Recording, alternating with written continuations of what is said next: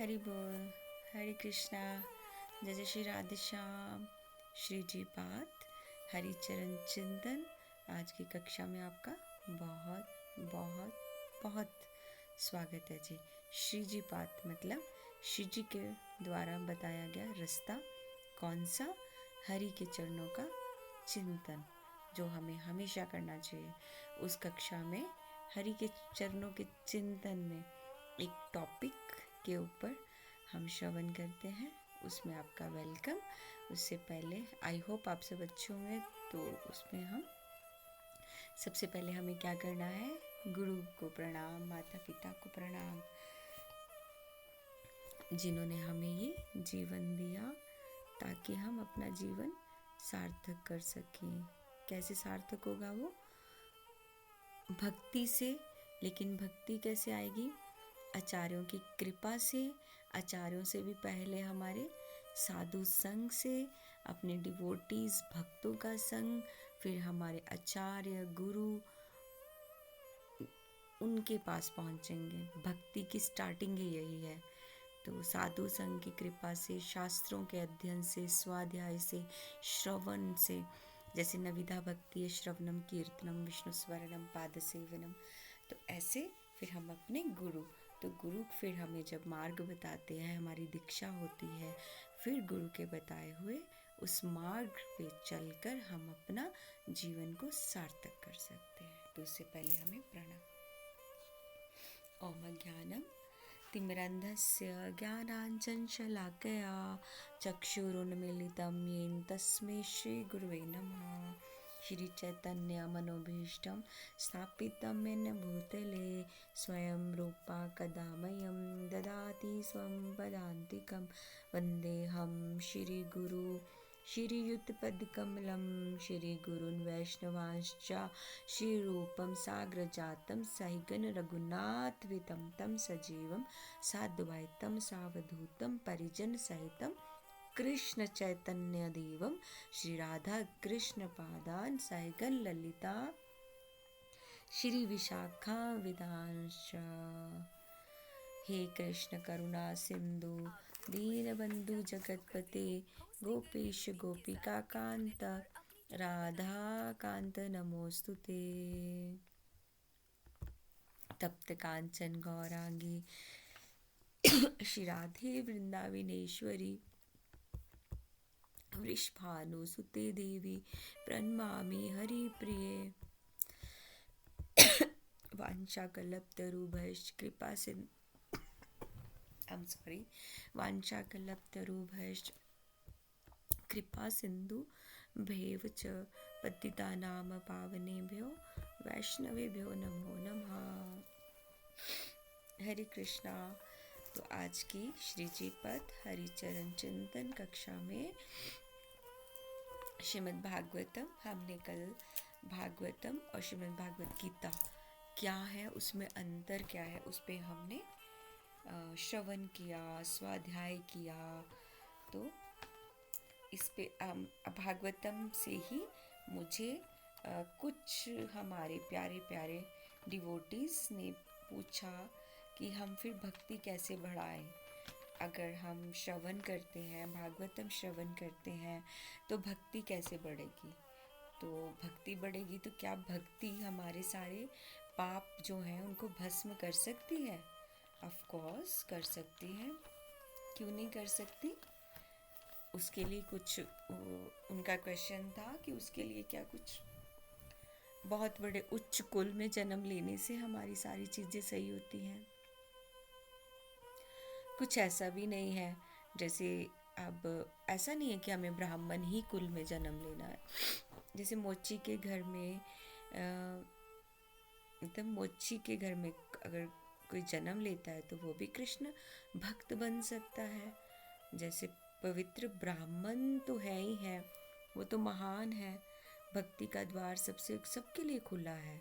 कृष्ण स्वयं कहते हैं कि कोई भी स्थिति हो, कैसी भी स्थिति हो, मतलब शरणागति वाला जीव जो है वो परम गति को प्राप्त कर सकता है। इसके लिए हमें कोई डाउटफुल नहीं रहना चाहिए कि हम किसी छोटी जाति में पैदा हुए हैं तो हम कृष्ण को नहीं पा सकते। इतना तो कई बार ब्राह्मण कुल में जो पैदा हुए हैं वो भी नहीं करते हैं। वो कई बार हम देखते हैं, कर्म कांड में देखते हैं। अब ब्राह्मण कुल में जो जन्म है वो अपने कर्म कांड मतलब लक्ष्मी के पीछे है। लेकिन जो मोची के घर में या छोटी कास्ट में पैदा है वो रियल भगवान को डेडिकेट है, शरणागति में है, हर टाइम कृष्ण का स्मरण है, हर टाइम श्री जी का स्मरण है। तो क्यों नहीं वो उस स्थिति को पा सकता है, वो उस स्थिति तक पहुंच सकता है। यहाँ तक कि ये तो कृष्ण ने बोला है। तो शुकदेव गोस्वामी कहते हैं जैसे किरात, शुभ, यौवन, खस आदि, ये जो है ना ये पाप वाली जातियाँ। जैसे हम लिखें कि पाप करने वाली कौन सी जाति है, किरात, शुभ, यवन, खस। जो एक खस जाति आती है तो बोलते पाप करने वाली ये सारी जातियाँ हैं। तो लेकिन उन्होंने बोला है कि भक्ति करते हैं जब ये तो वो शुद्ध होते हैं। ये पाप करने वाली जातियाँ भी भगवान को प्राप्त कर सकती हैं। ये शुकदेव गोस्वामी पाद ने बताया है। तो उन्होंने बोला कि जो भगवान का सच्चे मन से स्मरण करता है और अंदर इंटरनली और बाहर से भी शुद्ध है तो वो पा सकते हैं। क्यों नहीं पा सकते हैं? यहाँ तक कि भगवान कपिल देव कहते हैं कि एक बार जो भक्ति मार्ग ग्रहण कर लेता है व्यक्ति, उसका पतन नहीं होता है। अगर एक बार हम भक्ति मार्ग पे झूठे सच्चे जैसे भी चल पड़े हैं, हम गिरेंगे नहीं, पतन नहीं होगा। अगर वो पतन होगा वो वैसा वाला पतन नहीं होगा जैसे किसी प्रारब्ध के वश में हमारा पतन हो सकता है, हम पतित हो जाएंगे। जैसे कोई प्रारब्ध हो गया उसमें हम पतित हो गए, लेकिन वैसी दुर्दशा नहीं होगी। क्यों? क्योंकि हमारे पास कृष्ण भक्ति है। अब कृष्ण भक्ति के पथ पे चलते चलते कुछ हम गलत कुछ हो गया, कुछ पतित हो गए, क्यों? क्योंकि वो पास्ट लाइफ का कुछ प्रारब्ध था उसके लिए, लेकिन उसको कम में हम भुगतेंगे, इतना बड़ा नहीं भुगतेंगे। फिर भी हम उस स्टेज तक नहीं गिरेंगे कि हमारे से भक्ति छूट जाए। क्यों? क्योंकि हमारे पास ऑलरेडी कृष्ण भक्ति है। उसको करते करते प्रारब्धवश हम पतित हुए। कृष्ण की भक्ति नहीं छोड़ती है। तो इस कलयुग में जैसे मायाबद्ध जो जीव है वो दुखी रहता है। अब माया जो है वो तो जीवों को दुखी करने के लिए ही है। तो कलयुग में माया ही तो प्रधान है। तो वो कलयुग में माया प्रधान है तो जीवों को दुखी करती है। तो जो मायाबद्ध जीव है वो दुखी होगा। लेकिन जीवों का दुख दूर करने के लिए हमारे पास हमारे चैतन्य महाप्रभु जी ने हमें क्या दिया वो सबको पता है। हम क्या चर्चा कर रहे हैं? भक्ति सारे पाप भस्म कर देगी क्या माता जी? हम उसके ऊपर हैं। तो चैतन्य महाप्रभु ने ये जो दिया है, ये इसके साथ साथ उनको ये भी आंसर है, हरेर नाम हरेर नाम हरेर नाम केवलम कलो नास्तेव नास्तेव नास्तेव गतिर न था गतिर यथा।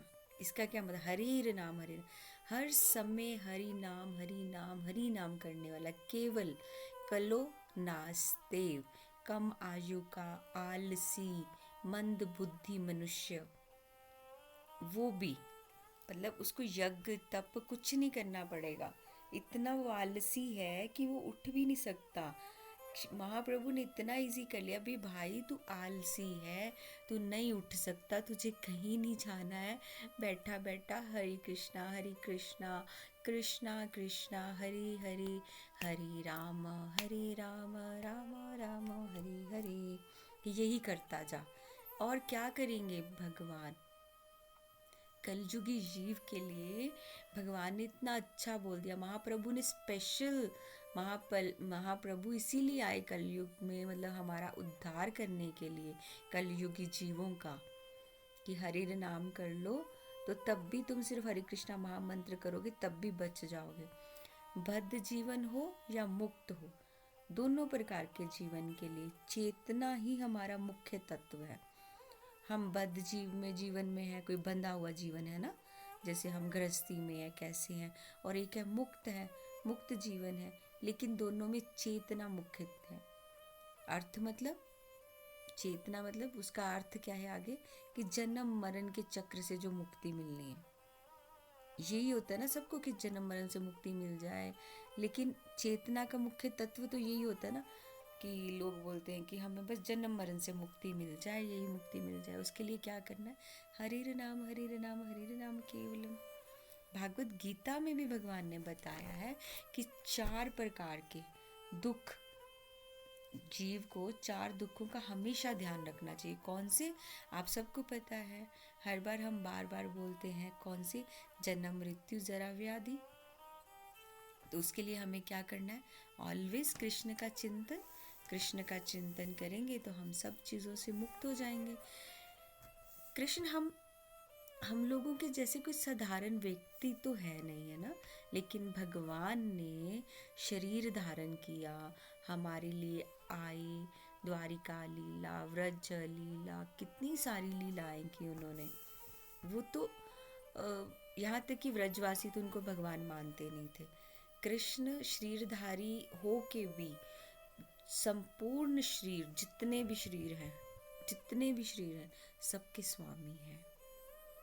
अब हम बात कर रहे थे भक्ति क्या हमारे सब पाप भस्म कर देगी, आगे ना उसके ऊपर सारे आंसर्स। और भक्ति इतनी कृपामय है कि भक्त होने पर, भक्त के शरीर छोड़ने पर भी भगवान तुरंत उसको जानकारी दिए बिना दिव्य धाम की ओर ले जाते हुए सारी व्यवस्थाएं कर जाते हैं। ये इसलिए मैंने थोड़ा स्लो उसमें बताया, क्योंकि उसका आंसर करना चाहती हूँ कि क्या भक्ति हमारे सारे पाप भस्म कर देगी क्या माता जी? जी माता जी, भक्ति इतनी कृपामय है कि हमने थोड़ा सा भक्ति की और हम अपने रास्ते से पतित भी हो गए। हमने किसी प्रारब्धवश हम अपनी भक्ति से गिर गए, हमारा नाम जप सब छूट गया, लेकिन जो भक्ति है कृष्ण की, उसने हमें पकड़ रखा है। 1 साल बाद, 2 साल बाद वो भक्ति की कृपा होती रहेगी और हम फिर से उठेंगे, फिर से अपनी भक्ति स्टार्ट करेंगे। और भक्ति इतनी कृपामय है, आप तो सिर्फ पाप की बात कर रहे हो ना, पाप नहीं, इतनी कृपा में कि भक्त हम है नहीं, लेकिन भगवान ने भक्त बना दिया। भक्त होने पर भी भगवान, जब हम शरीर छोड़ते हैं, भगवान तुरंत जानकारी दिए, मतलब कोई जानकारी नहीं हमें देते भगवान, लेकिन हमारे लिए अरेंजमेंट कर देते हैं। क्यों? हमारे ऊपर स्टैंप लग चुकी है कि हम कृष्ण के हैं, हम श्री जी के हैं, इसलिए प्राउड से बोलना है, हम कृष्ण के हैं, हम श्री जी के हैं, हम कृष्ण के हैं, हम श्री जी के हैं। तो भगवान अपने आप व्यवस्था करते हैं, यमराज नहीं आते, भगवान व्यवस्था करते हैं। किस चीज़ की? दिव्य धाम में ले जाने की। दिव्य धाम में ले जाने की सारी व्यवस्था करते हैं, और उनकी विशेष करुणा भी होती है। सर्व शक्तिमान है, उनकी विशेष करुणा है, ये वो सर्वशक्तिमान है, भक्त वत्सल हैं, पूर्ण पुरुषोत्तम भगवान, अचिंतनीय शक्ति है उनके पास। फिर भी देखो अपने भक्त की कितनी रक्षा करते हैं, कितने कृपामयी है, कि उनको पता है मेरा भक्त का टाइम है, शरीर छोड़ना है, खुद ही व्यवस्था कर देते हैं। और दिव्य धाम, गोलोक धाम की पूरी व्यवस्था करते। और क्या चाहिए, क्यों नहीं फिर करें हम भक्ति? बड़ी मुश्किल से ये शरीर मिला है, बड़ी मुश्किल से ये शरीर मिला है, तो इसकी क्यों नहीं हम वैल्यू करें, भक्ति में ही अपने जीवन को कर दें। सुबह उठें, प्रणाम करें। अगर आप धाम से बाहर हैं तो उस दिन हमने जाना था कि मैप में देखिए कि वृंदावन, जिस भी धाम से आपको प्रेम है, हरिद्वार धाम, कुछ भी किस दिशा में है, उस दिशा में प्रणाम कीजिए, अपने गुरु को प्रणाम कीजिए, माता पिता को प्रणाम कीजिए, फिर अपने आप को प्रणाम कीजिए, अपने आप को भी प्रणाम कीजिए, फिर उसके बाद अपना जो स्नान वगैरह करके अपना भक्ति में लगिए, घर के डीटीज़ की सेवा करिए, अपने बुज़ुर्गों की सेवा करिए। सबसे मेन है, प्रभुपाद बोलते हैं कि घर के अपने डीटीज़ को भी साइड कर दो, अपने माता पिता की सेवा करो, नाम जप भी साइड कर दो, अपने माता पिता की सेवा करो। अगर आपके माता पिता घर में रह के उनकी आंखों में आंसू है तो भक्ति भी नहीं है, फिर तो भगवान नहीं साथ देंगे। अभी अभी भगवान दिव्य धाम लेके जा रहे, लेकिन उन्होंने बोला कि वो भक्त होने पर लेके जाएंगे। और भक्त कैसा होता है? बहुत जिसका हृदय बहुत अच्छा हो, तृणादपि सुनिचेन का भाव हो, और सबसे पहले जिन्होंने जन्म दिया है उस माता पिता को कभी भी तकलीफ ना दी हो।